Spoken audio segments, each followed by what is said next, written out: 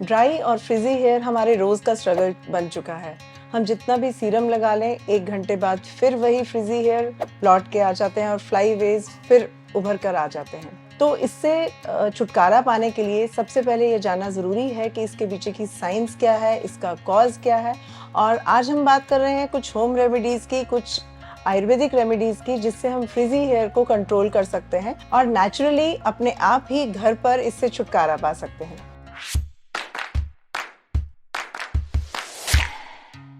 Namaskar, myself Dr. Preeti Chavra, Senior Consultant Ayurveda, Sir Gangaram Hospital and Shri Krishna Super Speciality Institute of Ayurveda, Janakpuri. Dry और फ्रिजी hair के पीछे की science समझने के लिए सबसे पहले हमें अपने हेयर का स्ट्रक्चर समझना जरूरी है।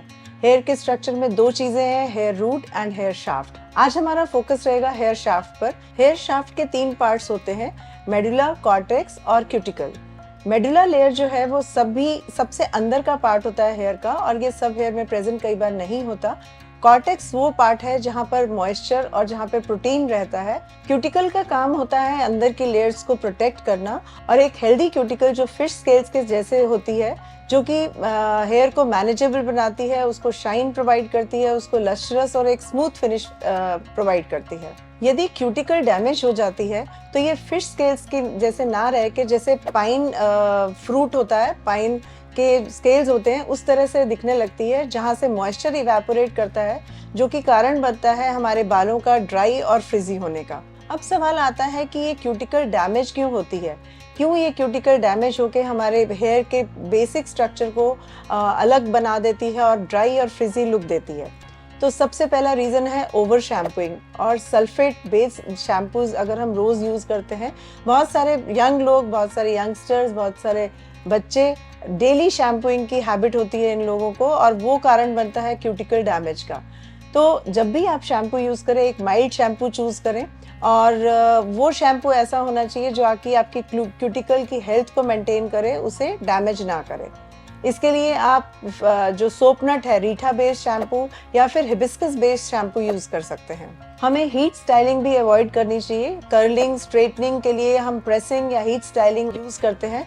हीट स्टाइलिंग ना करके हमें एयर ड्राइंग या फिर ब्लो ड्राइंग ऐसी चीज़ों का इस्तेमाल करना चाहिए, जिससे कि हमारी जो आउटर लेयर है क्यूटिकल की, वो डैमेज ना हो। इसके साथ साथ जो केमिकल ट्रीटमेंट्स करते हैं हेयर पे, जैसे रिबॉन्डिंग है, कलरिंग है, स्मूथनिंग है, इनमें जो केमिकल्स यूज होते हैं वो भी हमारी क्यूटिकल को डैमेज करते हैं। हार्ड वाटर का यूज अगर हम अपने हेयर को वॉश करने के लिए करते हैं तो इसमें जो हाई मिनरल कंटेंट होता है वो भी क्यूटिकल को डैमेज करता है और हमारे बालों को ड्राई कर देता है। हमारी डाइट और लाइफस्टाइल का भी बहुत प्रभाव पड़ता है हमारे हेयर हेल्थ पर। अगर हम न्यूट्रिएंट रिच डाइट नहीं ले रहे, उसमें adequate amount of calcium and other micro nutrients नहीं है हमारी डाइट में, तो भी बालों की हेल्थ जो है वो अच्छी नहीं रहती। इसके अलावा जो लोग देर रात तक जागते हैं, उनमें भी आयुर्वेद के अनुसार वात प्रकोप होता है और उनके भी बाल रूखे और बेजान से दिखने लगते हैं। आइए अब बात करते हैं बहुत से घरेलू नुस्खों के बारे में, जो कि आप घर पे ही इस्तेमाल करके अपने बालों को नरिशमेंट प्रोवाइड करके उनमें फिर जान डाल सकते हैं। बहुत सारे हेयर पैक्स हैं, जैसे आलमंड ऑयल के साथ सेसमी ऑयल आप ऐड कर सकते हैं। इसके अलावा बनाना हेयर मास्क, जिसमें आप विटामिन ई और कोकोनट ऑयल ऐड कर सकते हैं। कर्ड और हनी एक बहुत अच्छा कॉम्बिनेशन है जो आप यूज़ कर सकते हैं अपने बालों पर। इसके साथ साथ रीठा, शिकाकाई और आंवले का हेयर पैक यूज़ किया जा सकता है।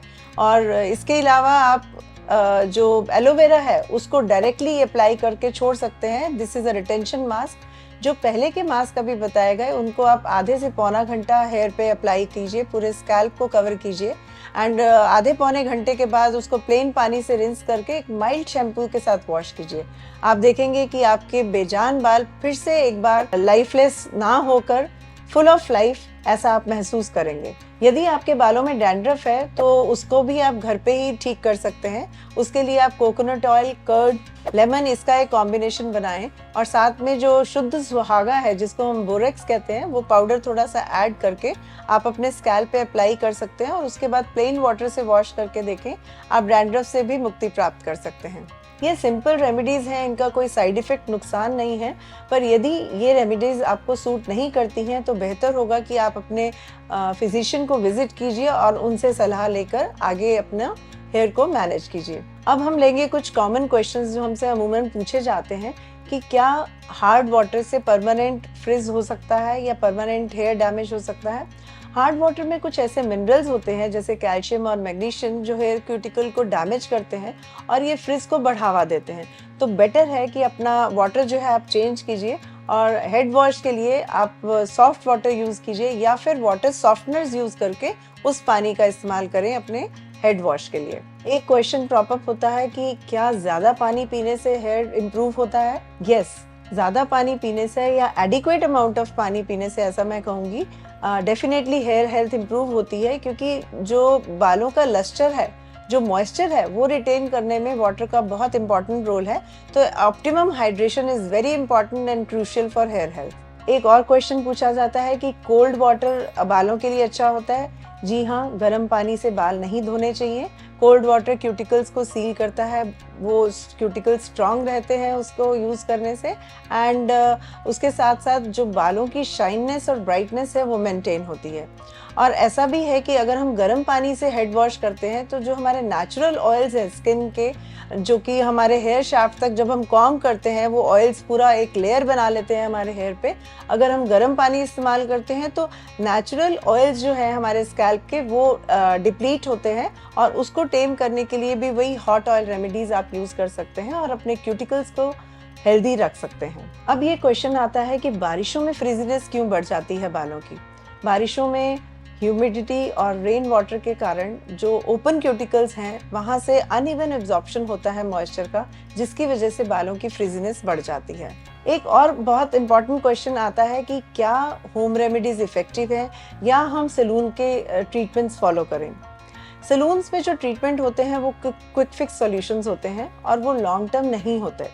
जो होम रेमेडीज़ हैं उनको अगर आप रेगुलरली अपनी दिनचर्या में, अपने रूटीन में इनकॉर्पोरेट करते हैं तो ये slow and steady hair health को मेंटेन करने के लिए और उसको बैलेंस रखने के लिए बहुत इंपॉर्टेंट होते हैं। तो आई वुड ऑलवेज से कि आप रेगुलरली अगर होम रेमेडीज़ फॉलो करते हैं तो ये लॉन्ग टर्म इफेक्ट देता है आपकी बालों को की हेल्थ को इम्प्रूव करने के लिए। तो जैसा कि हमने देखा कि ड्राई और फ्रिजी हेयर का सोल्यूशन आपके अपने ही हाथ में है, और बिना सैलून विजिट किए आप बहुत सारी रेमेडीज अपना कर अपने हेयर को स्मूथ, शाइनी एंड हेल्दी रख सकते हैं।